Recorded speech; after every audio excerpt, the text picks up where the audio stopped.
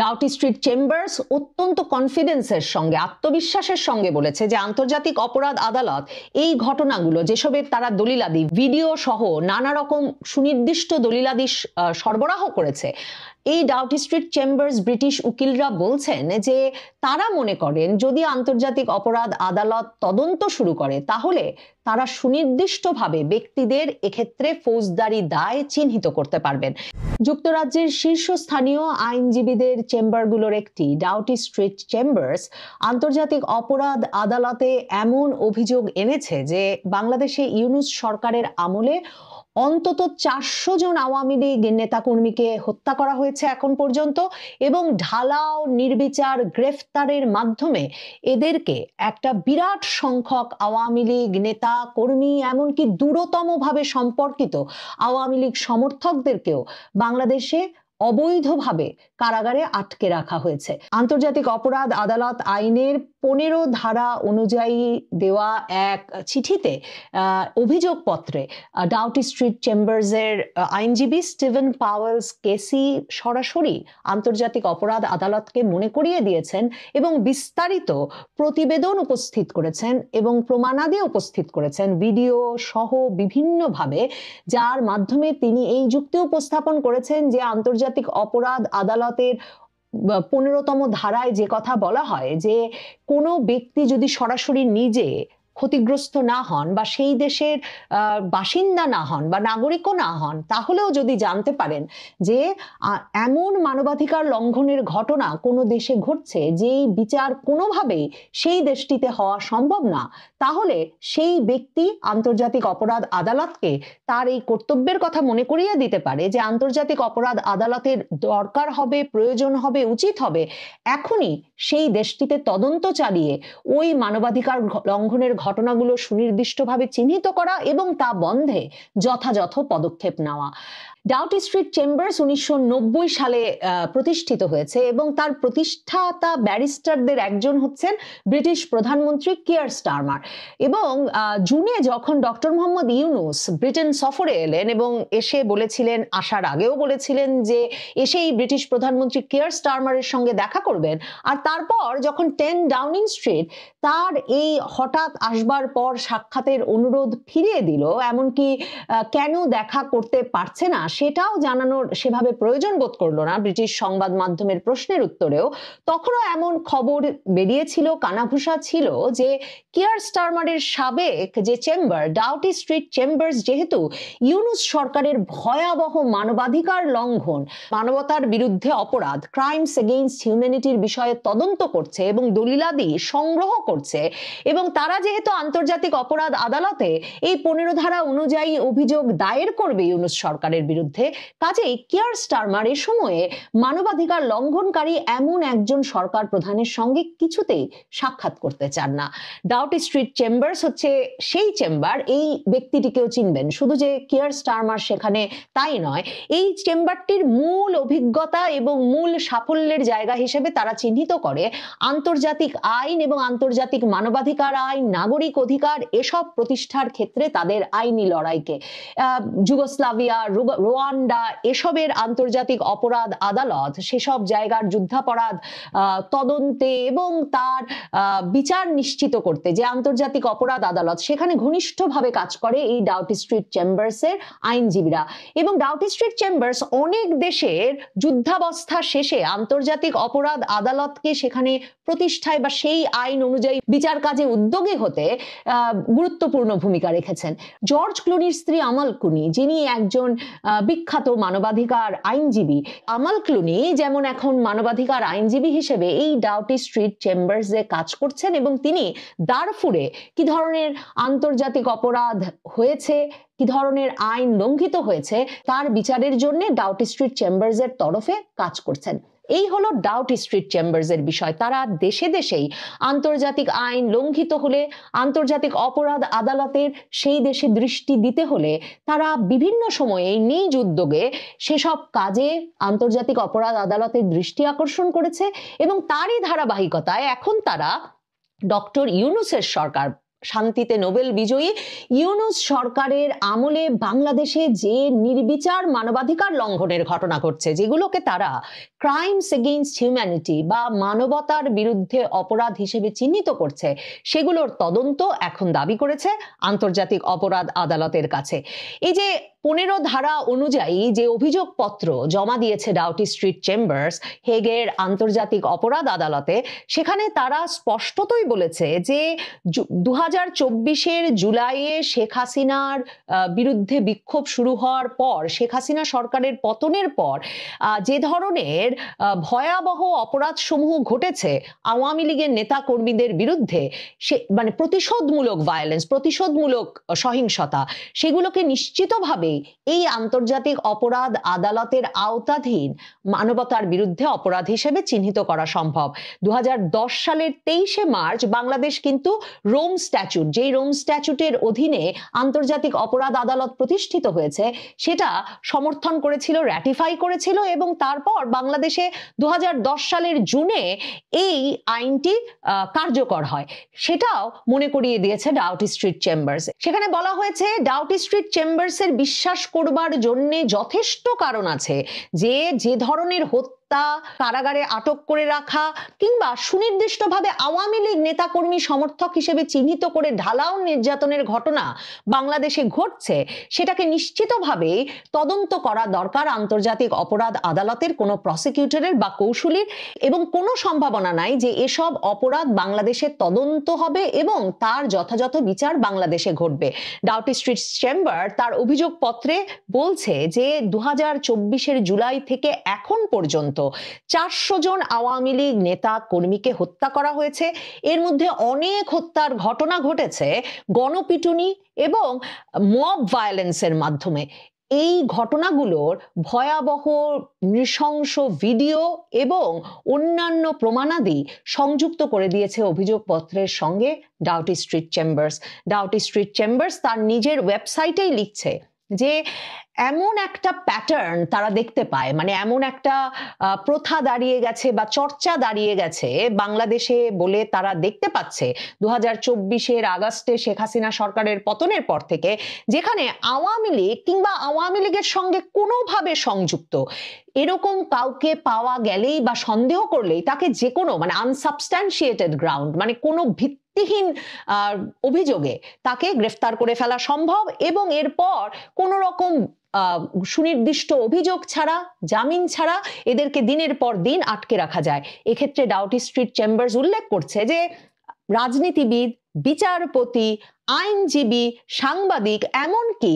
মানে আওয়ামী লীগের সঙ্গে দূরতমভাবে সম্পর্কিত অভিনেতা এবং গায়কদেরকেও এই ধরনের মামলায় অভিযুক্ত করা হয়েছে। ডাউটি স্ট্রিট চেম্বার্স লিখছে যে এরই মধ্যে কাস্টাডিতে 2024-এর জুলাই থেকে এখন পর্যন্ত কারা হেফাজতে অন্তত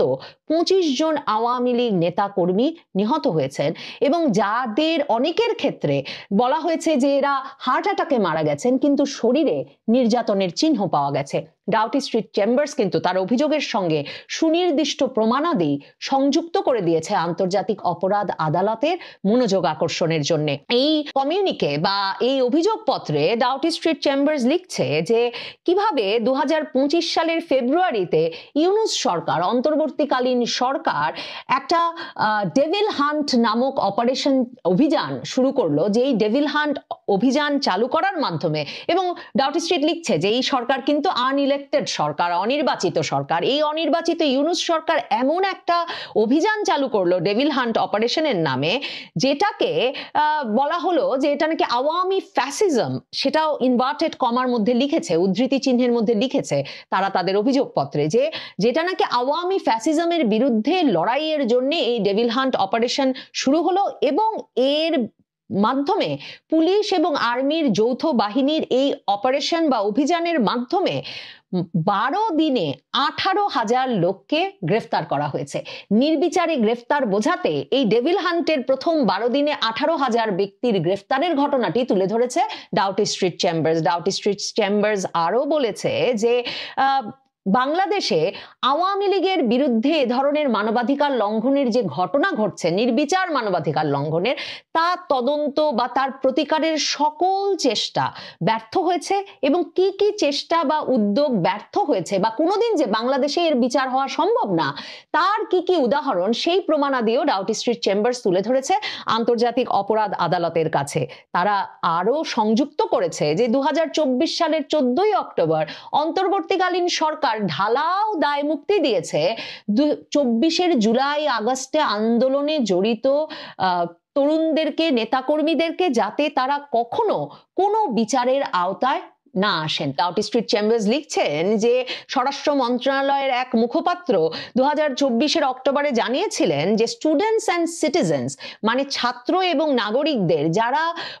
বাংলাদেশে জুলাই আগস্টের আপরাইজিং, অভ্যুত্থানকে সফল করতে তাদের সব প্রচেষ্টা নিয়োজিত করেছিলেন, তারা কোনোদিন 15ই জুলাই থেকে 8ই আগস্ট পর্যন্ত, 2024 আগস্টের 8 তারিখ পর্যন্ত তাদের কোনো কর্মকাণ্ডের জন্য কখনো প্রসিকিউশন, বিচার, অ্যারেস্ট, গ্রেফতার কিংবা হ্যারাসমেন্ট, হয়রানির শিকার হবেন না। ডাউটি স্ট্রিট চেম্বার্স প্রশ্ন তুলতে চেয়েছে, দৃষ্টি আকর্ষণ করতে চেয়েছে আন্তর্জাতিক অপরাধ আদালতের,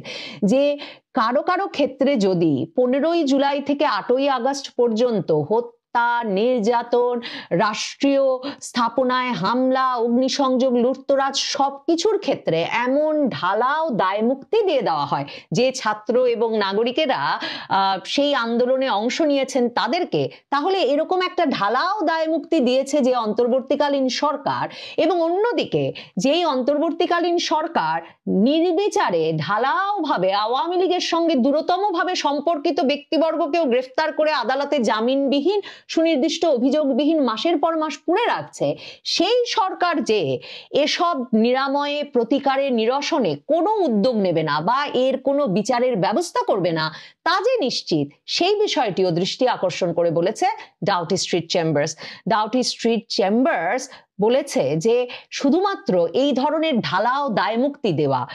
2024 জুলাই আগস্টের আন্দোলনে অংশগ্রহণকারী ছাত্র এবং নাগরিকদের এই ঢালাও দায় মুক্তি দিয়ে অন্তর্বর্তীকালীন সরকার শুধুমাত্র যে ইম্পিউনিটি বা একটা বিচারহীনতার সংস্কৃতি তৈরি করেছেন, দায় মুক্তি দিয়েছেন, শুধু তাই নয়, তারা সত্যিকার অর্থে এ ধরনের যে হামলা, এসব হামলার পারপেট্রেটরদের, হামলাকারীদেরকে এক রকমের প্রকাশ্য সাপোর্ট, ইমপ্লিসিট সাপোর্ট দিয়েছেন ওই দায় মুক্তি দেওয়ার মাধ্যমে। কাজেই বাংলাদেশে যেহেতু এসব অপরাধের কোনো তদন্ত বা বিচার কোনোদিন হবে না, ডাউটি স্ট্রিট চেম্বার্স, ব্রিটেনের শীর্ষস্থানীয় এই মানবাধিকার আইনজীবীদের চেম্বারটি আন্তর্জাতিক অপরাধ আদালতকে মনে করাচ্ছে যে তার আন্তর্জাতিক আইনের দায়, তার কর্তব্য বাংলাদেশে 400 জন আওয়ামী লীগ নেতা কর্মীর মৃত্যু সহ ঢালাও গ্রেফতার এবং কারাগারে দিনের পর দিন আটকে রাখার ঘটনাসমূহ এবং আওয়ামী লীগ হিসেবে চিহ্নিত করে ঢালাও নির্যাতনের, পারসিকিউশনের যে ঘটনা ঘটছে, সেই নির্বিবাদ নির্যাতনের ঘটনা তদন্ত এবং এখনই বন্ধ করা, নিরসন করা আন্তর্জাতিক অপরাধ আদালতের দায়িত্ব। ডাউটি স্ট্রিট চেম্বার্স অত্যন্ত কনফিডেন্সের সঙ্গে, আত্মবিশ্বাসের সঙ্গে বলেছে যে আন্তর্জাতিক অপরাধ আদালত এই ঘটনাগুলো, যেসবের তারা দলিলাদি, ভিডিও সহ নানা রকম সুনির্দিষ্ট দলিলাদি সরবরাহ করেছে,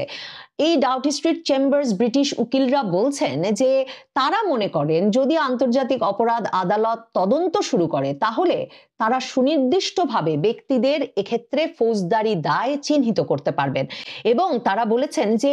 এই যে প্রতিশোধমূলক সহিংসতা, কোনো একটা মানে সরকারের বা কোনো একটা শাসন ব্যবস্থায় কোনো পরিবর্তন এলে বা সরকারে কোনো পরিবর্তন এলে এই যে প্রতিশোধমূলক সহিংসতার ঘটনাগুলো, সেটা মানবাধিকার আইনের ক্ষেত্রে অত্যন্ত গুরুতর এবং পৃথিবীর, বিশ্বের মানবাধিকার পরিস্থিতির জন্য এটা খুব ভয়ঙ্কর যদি আন্তর্জাতিক অপরাধ আদালত বাংলাদেশের এই ঘটনাগুলো জেনেও তা আইসিসি তার নজরে না আনে এবং তার এখতিয়ারের মধ্যে থাকা এই অপরাধগুলোর নিরসনে থামাতে কাজ না করে এবং তদন্ত করতে গিয়ে সুনির্দিষ্টভাবে চিহ্নিত না করে যে কারা কারা এসব ফৌজদারি অপরাধের সঙ্গে জড়িত ছিলেন। ডক্টর ইউনূস সরকার এই কমিউনিক ব্রিটিশ শীর্ষস্থানীয় চেম্বারের এই অভিযোগপত্র দেওয়ার সাথে সাথে বড় ধরনের বিপদে পড়বেন বা আইনি লড়াইয়ে আন্তর্জাতিক অপরাধ আদালতের মুখোমুখি হবেন সেটা হয়তো বলা যাচ্ছে না। তবে আন্তর্জাতিক অপরাধ আদালতে ডক্টর ইউনূস সরকারের বিষয়ে এমন অভিযোগ, 400 নেতাকর্মীকে হত্যা করার অভিযোগ তার আমলে এবং তার দলিলাদি দাখিল করা, তার সবচেয়ে বড় গুরুতর যে প্রভাব পড়বে সেটা হচ্ছে ডক্টর ইউনূসের যে আন্তর্জাতিক গ্রহণযোগ্যতা সেটা আরো তলানিতে গিয়ে ঠেকবে। মানবাধিকার সংস্থাগুলো, বিশ্বের শীর্ষস্থানীয় মানবাধিকার সংস্থাগুলো যে নড়ে চড়ে বসেছে এবং বিবৃতি পাঠিয়ে ইউনূস সরকারকে সাবধান করছে, জাতিসংঘ মানবাধিকার কমিশনকে বাংলাদেশের দিকে নজর দিতে বলছে, মানবাধিকার লঙ্ঘনের নির্বিচার ঘটনার প্রতিকার করতে বলছে, তার সবচেয়ে বড় কারণ আসলে এই বিরাট সংখ্যায় সুনির্দিষ্টভাবে একটা রাজনৈতিক দলকে চিহ্নিত করে সেই রাজনৈতিক দলের নেতা কর্মী দূরতম সমর্থকদেরকে মেরে ফেলা, নির্যাতন করা, যে কোনো মামলায় কারাগারে মাসের পর মাস, বছরের পর বছর ফেলে রাখা জায়েজ করার এই যে সংস্কৃতি ইউনূস সরকারের আমলে গড়ে উঠেছে সেটার প্রতিকার করা। এবং ডক্টর ইউনূস সরকারকে আসলে বের করতে হবে, বিশেষভাবে ডক্টর ইউনূসকে, যিনি আন্তর্জাতিক ব্যক্তিত্ব হিসেবে সারা পৃথিবীতে শ্রদ্ধার আসনে, জনপ্রিয়তার আসনে থাকতে চান এবং যিনি নিজের ব্র্যান্ডটা আসলে একরকমের বিক্রি করে বা তার গ্রহণযোগ্যতার উপরে ভিত্তি করে বিরাট সাম্রাজ্য গড়ে তুলেছেন গ্রামীণ ব্যাংক সহ বিভিন্ন প্রতিষ্ঠানের নামে, সেই ব্যক্তিটির জন্যে আন্তর্জাতিকভাবে গ্রহণযোগ্য থাকা সবচেয়ে গুরুত্বপূর্ণ। এবং ব্রিটিশ উকিলদের, শীর্ষস্থানীয় ব্রিটিশ আইনজীবীদের চেম্বার, ডাউটি স্ট্রিট চেম্বার্স আন্তর্জাতিক অপরাধ আদালতে দলিলাদি দাখিল সাপেক্ষে এমন অভিযোগ আনার পর